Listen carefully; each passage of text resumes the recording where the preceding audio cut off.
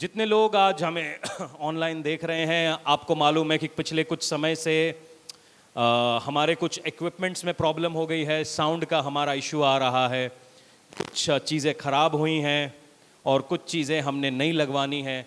उसकी वजह से जो सर्विस है वो थोड़ा सा हम आगे पहुंचा नहीं पा रहे। एक गवाही मैं आपके साथ बांटना चाहता हूं।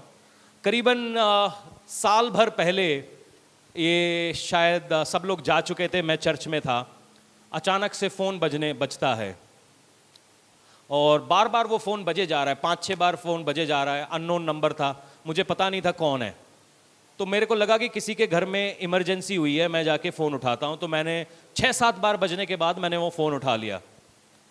तो वहाँ पे सामने से एक आवाज़ आती है। छत्तीसगढ़ में एक बंदा था, वो मुझे बात कर रहा था। बस्तर बोल के एक डिस्ट्रिक्ट है छत्तीसगढ़ के अंदर, और वहाँ से ये फ़ोन आया था। वो यूँ कह रहे थे कि हम एक नक्सल इलाके में रहते हैं और इस नक्सल इलाके में इंटरनेट की सेवा है नहीं।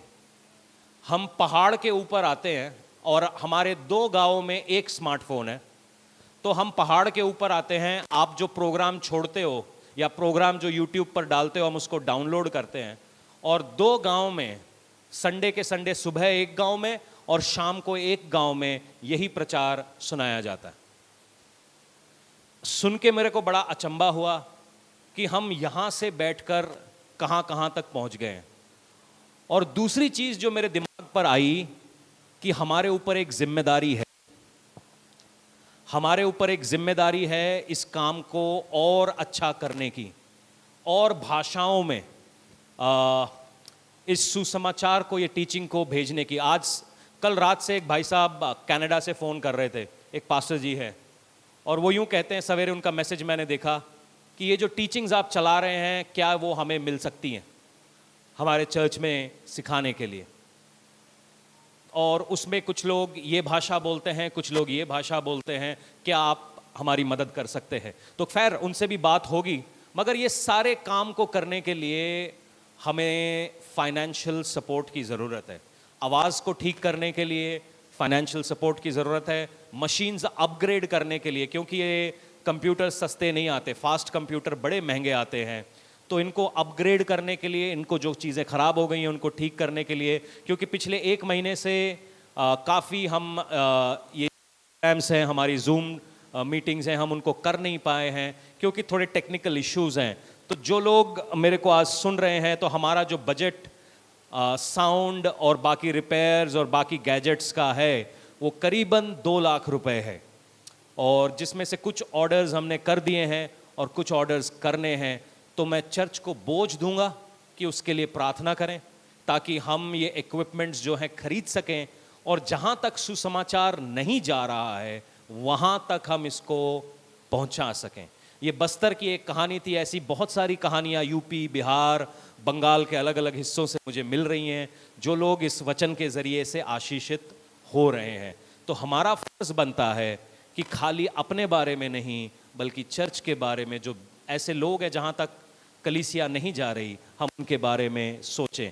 जितने लोग ऑनलाइन देख रहे हैं, मैं चाहूँगा कि इसके बारे में आप प्रार्थना करें। अगर परमेश्वर और आपके सपोर्ट के ज़रिए हम यहाँ तक पहुँचे हैं, आपकी प्रार्थनाओं के ज़रिए हम यहाँ तक पहुँचे हैं, और आगे भी हम उसके अंदर बढ़ना चाहते हैं, तो ये 2 लाख रुपए की हमारे को आवश्यकता है चीज़ें प्रोक्योर करने के लिए, खरीदने के लिए। तो आप लोग ज़रूर प्रार्थना करिएगा, विचार और प्रार्थना के साथ बीज बोइएगा।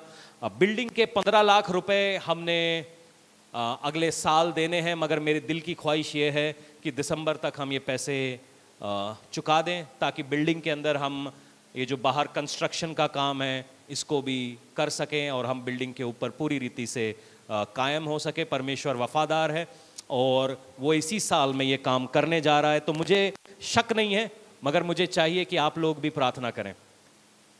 कितने लोग प्रार्थना करेंगे? चलिए, 2 लाख के लिए हम विश्वास करते हैं कि हम प्रार्थना करेंगे, और परमेश्वर हफ्ता खत्म होने से पहले भेज रहा है। आमीन। बिल्डिंग के लिए भी हम प्रार्थना करें कि ये साल, मेरा मन है कि ये साल हम इस बिल्डिंग को खरीद लें, और जो काम होने हैं यहाँ पर, जो मेरी ख्वाहिश है कि हम ट्रेनिंग स्कूल्स को आगे ले जा सकें, अलग अलग जगहों पे जहाँ पर सुसमाचार इस तरीके से नहीं पहुँच रहा है। काफ़ी कॉल्स आ रहे हैं मेरे पास नॉर्थ ईस्ट से, नेपाल से, तो इन सब लोगों को हम यहाँ ला सकें, क्योंकि मैं वहाँ जाकर काम करना और उनको यहाँ पर लाने दोनों में बड़ा फ़र्क है। तो मैं चाहता हूँ कि वो लोग यहाँ पर आएँ और देखें कि कैसे हम काम करते हैं, कैसे दिन चलता है, कैसे सेवकाई को हम आगे ले जा सकते हैं, उनके लिए है। तो मैं चाहूँगा कि ये काम जल्दी से जल्दी इस साल में हम कर सकें। जो भी कंस्ट्रक्शंस ऊपर होनी है, क्योंकि जब तक हम पूरी बिल्डिंग को लेंगे नहीं, हम फ्लोर बना नहीं पाएंगे। तो हमें चाहिए कि हम बिल्डिंग को लें, फिर फ्लोर बनाएं, ताकि ऊपर एक residential Bible college short term हम स्टार्ट कर सकें। तो आप उसके लिए प्रार्थना कीजिएगा, इक्विपमेंट के लिए प्रार्थना कीजिएगा, ताकि परमेश्वर हमारे जो भी काम है वो फुल फ्लो में चल सके। परमेश्वर की हुजूरी हमारे बीच में आए, परमेश्वर की आशीष रहे।